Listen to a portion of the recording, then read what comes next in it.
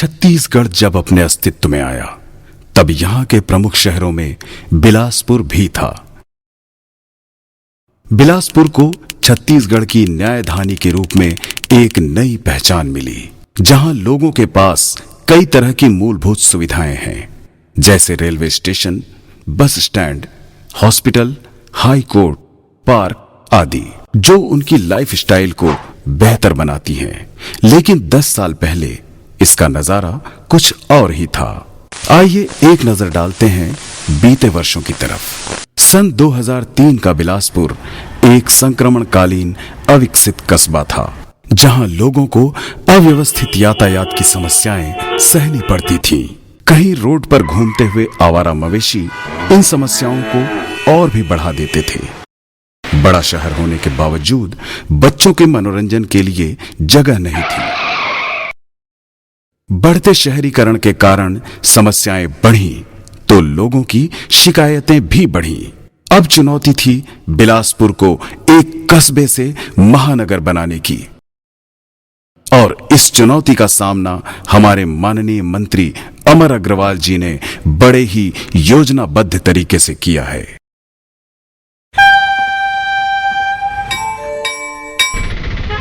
उसलापुर के रेल मार्ग जब ट्रेनों के अधिक आवागमन से व्यस्त होने लगे, तब रेलवे फाटक पर खड़े लोगों को परेशानियों का सामना करना पड़ता था। फिर उसलापुर पर नए ब्रिज के निर्माण ने इन समस्याओं को हल कर दिया। ठीक इसी तरह तिफरा व हेमूनगर के निवासियों को भी ब्रिज का निर्माण हो जाने से परेशानियों से मुक्ति मिली। बढ़ते हुए शहरीकरण के कारण मवेशियों के रहने की समस्या उत्पन्न हुई और मवेशी सड़कों, चौक चौराहों में घूमते रहते, जिससे कि वहां जाम और दुर्घटना की आशंका लगातार बनी रहती थी। इन सभी परेशानियों का सबसे सटीक उपाय गोकुल नगर था। मवेशियों को वहां शिफ्ट करने से उन्हें एक सुव्यवस्थित आश्रय मिला।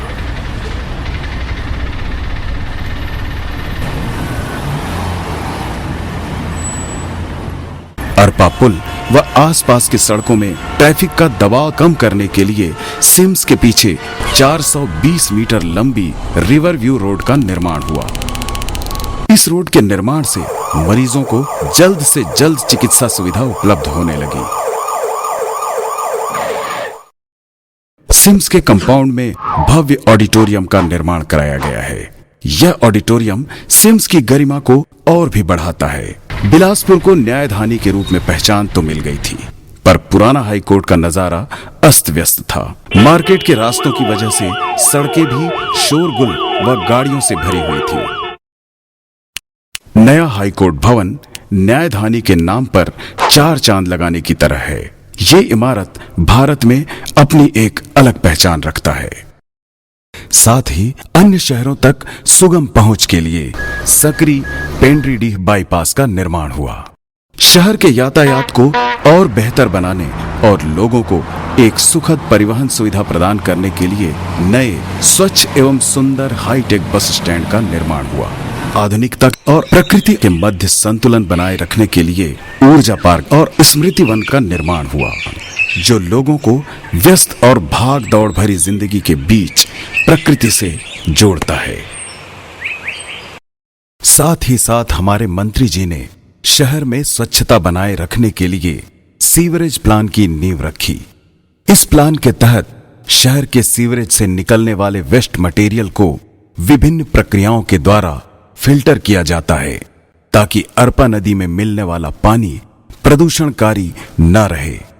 इन सभी विकास कार्यों के साथ बिलासपुर एक महानगर का स्वरूप लेने की ओर लगातार अग्रसर है। इस धैर्य व सहयोग के लिए अंचल की जनता का कोटिशः